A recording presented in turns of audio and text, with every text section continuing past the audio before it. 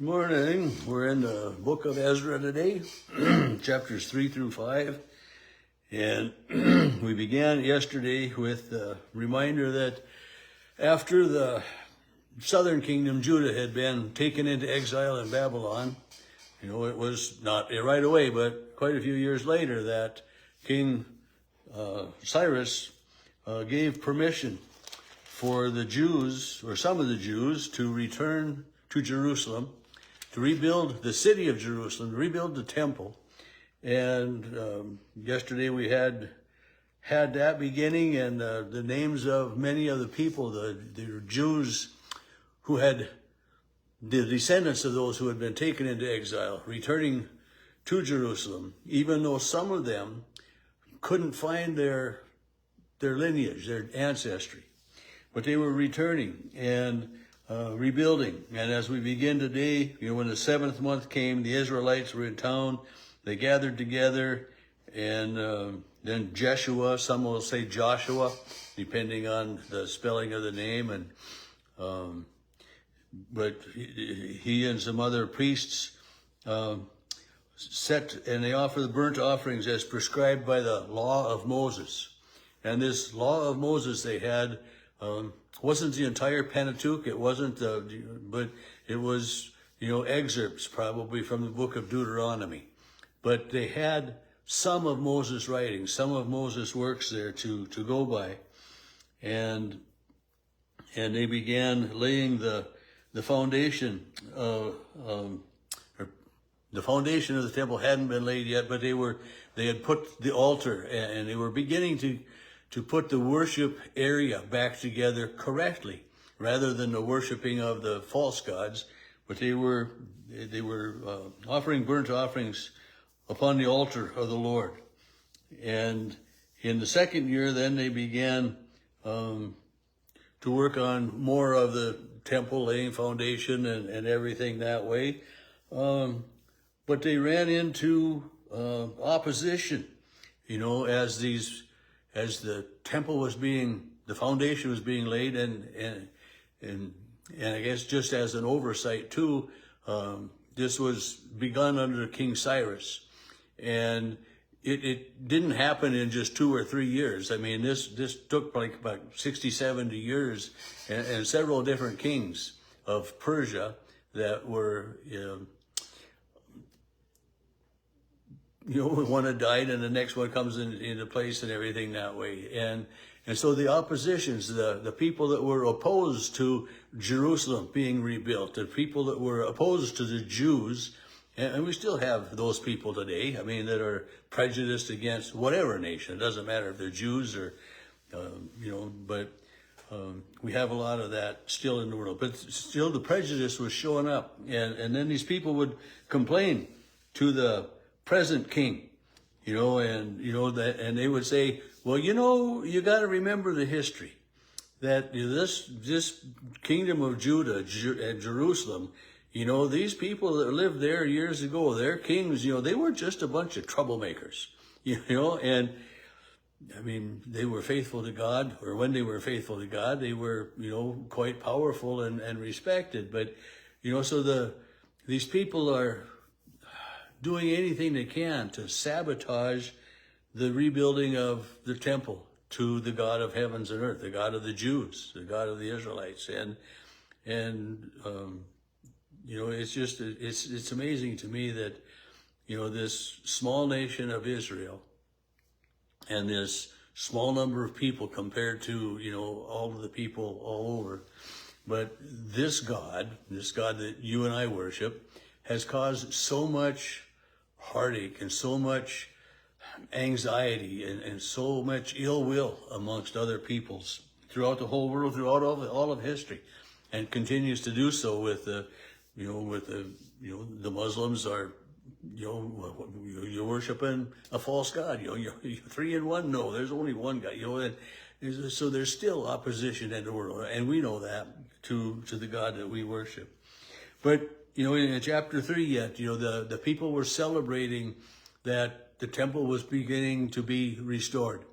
And these Jewish people knew enough of their roots, knew enough of their history, And enough of Moses and King Solomon, and he's mentioned in chapter, in chapter 4, I think it is, that they say, or maybe in 5, it's in 11, or verse 12 of 11 of chapter 5, it was built many years ago by a great king, and this was referring back to King Solomon, and the people remembered, but they didn't have all of the facts. They didn't have everything, completely right that way. But, chapter 3 was they were beginning to rebuild, and there were shouts of joy and excitement amongst the people of Israel, the Jews. Chapter 4 begins with the adversaries of Judah and Benjamin heard these returning exiles were building a temple. They approached Zerubbabel, the head of the families, and said to them, they wanted to help this group of people. They came in, they said, let us help you build this temple to your God. We've been sacrificing him ever since King Ezra of Assyria brought us here. But the Jewish people that were there refused their help. You shall have no part of building a house to our God. We alone will build it, the God of Israel, as King Cyrus of Persia has commanded. So they're using the permission from King Cyrus to build as a way of excluding somebody from helping them, which, in some ways doesn't make sense.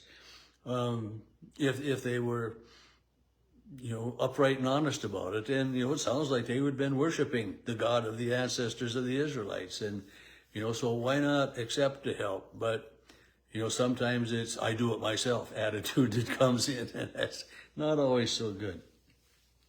So then, verse 4, the people of the land discouraged the people of Judah, made them afraid to build. They bribed officials, frustrated their plans throughout the reign of King Cyrus until he died, and then to the reign of King Darius of Persia. So, this was, like Cyrus died in 529 BC, and Darius was king from 521 to 485 BC, and then the next king was from 485 to 468 or somewhere in there, and so several different kings came, but there was opposition from the locals and from others, and hampering the building of the temple. It doesn't say that it was sabotaged or torn down, but these people would go to the kings and remind them, hey, you got to watch out for these Israelites.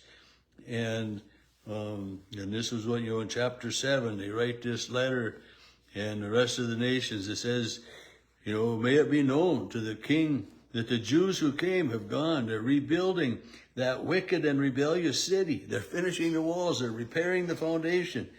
And, and it says, now let it be known that if this city is rebuilt and the walls are, they won't pay tribute. They won't pay customs. They won't be a part of the kingdom.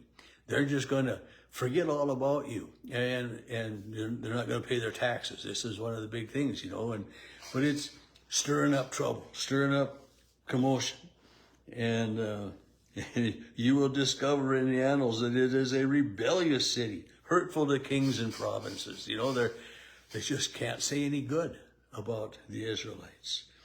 And we make it known to you that if this city is built, you will have no possession in the province. They're just going to ignore you.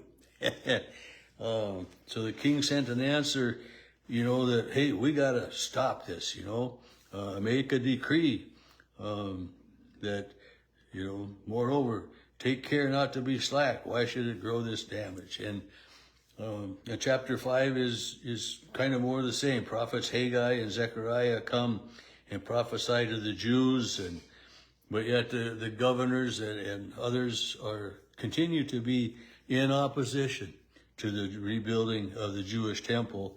And then it's like I said, I mentioned earlier about the Jewish response to, we are rebuilding this temple that was rebuilt by a great king, previously, Solomon. David and Solomon are the two great kings that they refer to and remember. And so they talk about that, and the Jewish people, in rebuttal of, they're a rebellious people, they say, you check, we have authority from King Cyrus to rebuild this. So they're looking, one or two, maybe even three kings past the death of King Cyrus to the decree from King Cyrus to rebuild the temple. So that, they're saying, as the new king, you should honor the old king's wishes. And, it's nice that, it's good that one king should support and the decisions of previous ones. For good things, of course, for bad things, we want them to change. But the people of Israel were excited to be able to begin rebuilding the temple that had been destroyed, and they were overjoyed to be able to be reunited in the land of Israel.